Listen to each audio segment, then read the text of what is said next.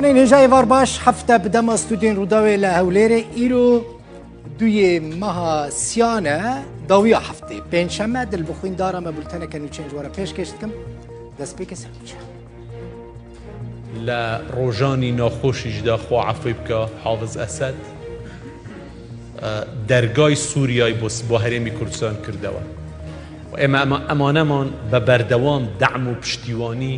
پشتیوانی اوانمان با هرمی کردستان لبیره و روکی هرما کردستان نیچیوان بارزانی ده پانیل هولیر ده گوت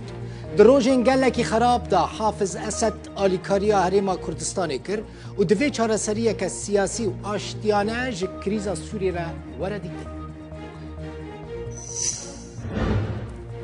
principally supports the idea that rights of Kurds should be. باليوزيا روسيا لعراق جي ده همان فورما هوليري ده راگهاند که او پشتگیریا مافین کردان لسوری دکن هر دما ترکیه کرد تهدید کرنه روسيا کتیه نافبرا وانو او پاراستنه و دبیجه دوی کرد پشت خواه بحیثت نحست سرباز امریکی لسوری گری ندن فقط عندنا بحدود 3000 إرهابي عراقي من عتاة الإرهابيين بردف که فرمانداری گشتی هزین چکدارین عراقی دبیجه 3000 چکدارین عراقی ده زندان حسک دهنه هر یکی جوان بکیمانی 1000 کس کشتنه دو معلوماتین جکوبانی که در اردهجا باکور کردستان در رزگار بونه ده چادران دا دجین روشوان گلکی خرابه در اردهجه دا مال و دکانین وان به تمامی ویران بونه امروزیان تشتک ما خلاص نکرد بلوک پیمانی کاتم به قیپر در کتر امروزیان در وی حالی بنات مقلبه در کتر و کاتم تشتک نبود الحمد لله ماكو مسؤولياتي وي بتشوك ديا بغي هنا قيري دكي من خصكو ازوير شیوکارا جعفرین گلستان بوزوجی لناوا کاولین آواهین ویرانبویین جندریس رودنه به فرچه خوازاروکین کد عردهجه دا بونه قربانی دکه تابلو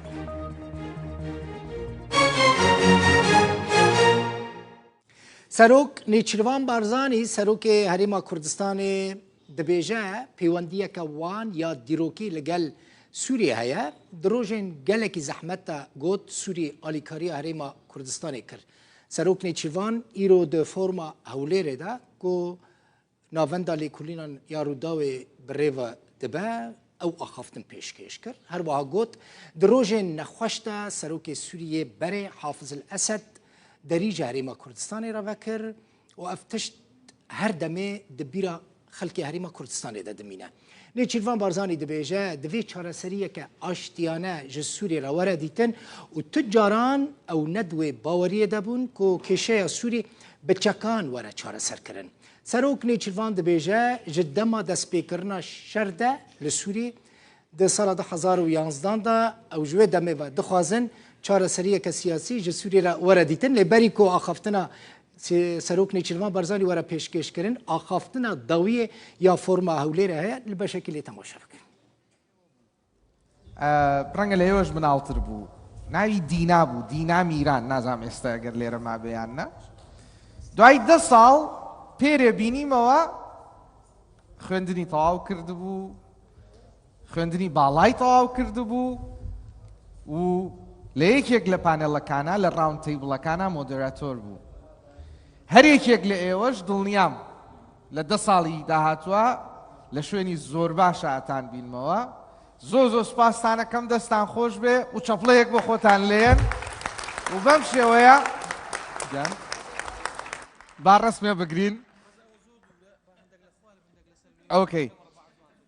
و کاک زریان سەرۆکی ناوەندی لێکۆڵینەوەی ڕووداو کاک هاوار حەزەکەم بانک بکەم ئەویش لە تویتەر زۆر هاوکارمان بوو کاک جولیان حەزەکەم بانک بکەم کاک عەلی سەرباز حەزەکەم بانک بکەم کە بەرپرسی هەموو بەشی پەیوەندیەکانی ناوەندی لێکۆڵینەوەیە و دەورێکی زۆر گەورەی هەبوو لەم کارەیە کاک مەحموود بفەرموێ کاک ئەحمەد با بفەرموێ لە ناوەندی لێکۆڵینەوەی ڕوودا و دوو ڤۆڵەنتی دەبینم لەویان نەهاتوون ئێوەش وەرن I would also like to invite our partners for the final بانگشتی هاوبەشەکان لەمان بکەن ئەتلانتی کۆنسڵ بۆ کۆتاوێنە ئەنستیتیۆی واشنگتن ڤیژن ئەجوکیشن ئۆرسام ئیرام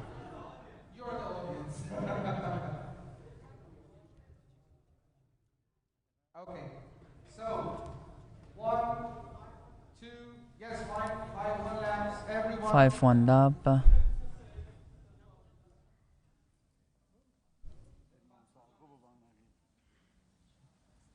And of course, finally, و لۆکۆتایی بەرەبەری گشتی ڕوودا و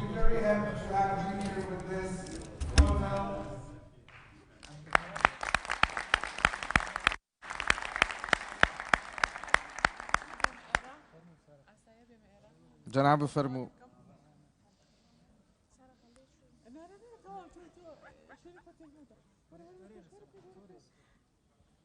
بله اون دبینن دنگ مته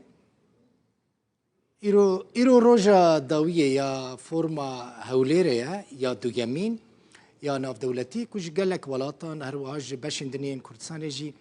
اکادمیسیان کسین لیکولین وان بشتار بون اف دیمنین داویه نه وینه یا بیرانین نه اف کسین که هند بینن ده آمده کرنا و دیبیت یعنی و دیبیت و فرمه دا آمده بونه کدوان هیا باشه که مزن جوان جوانین که هند بینن کچو خورتن زانیگاه کردستانه نه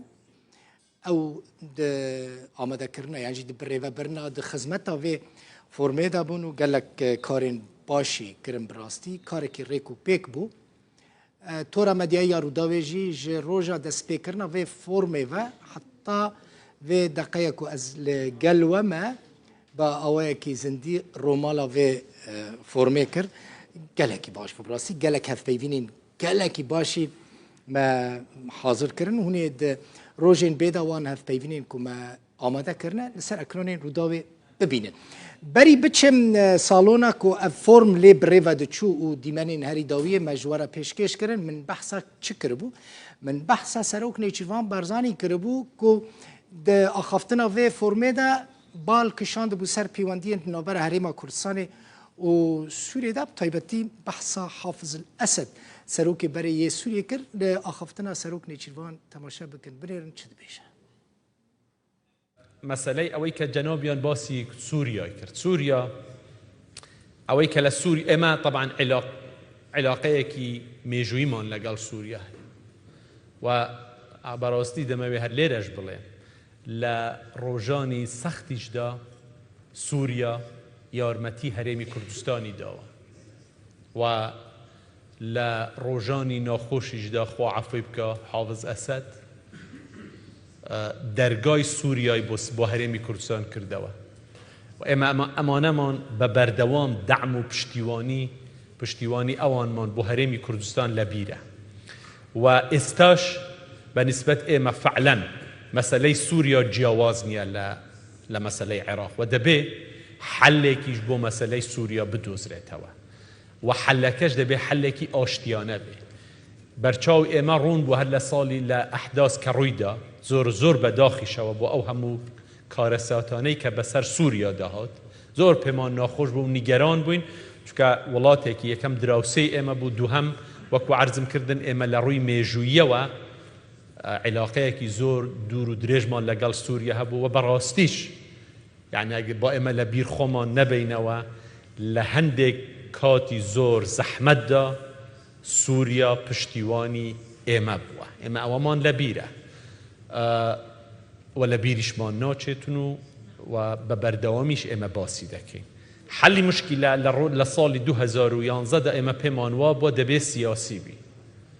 که حدثکان دستیان پیکرون قد باورمان نبوا که کشه سوریا با چک حل دبی اما لروجی هر لأحداثکان همیشه باورمان وابا که دبی سیاسی چاره سر بکره و استاش هر عینی بیرو بو چون مان هیا و بردوامیش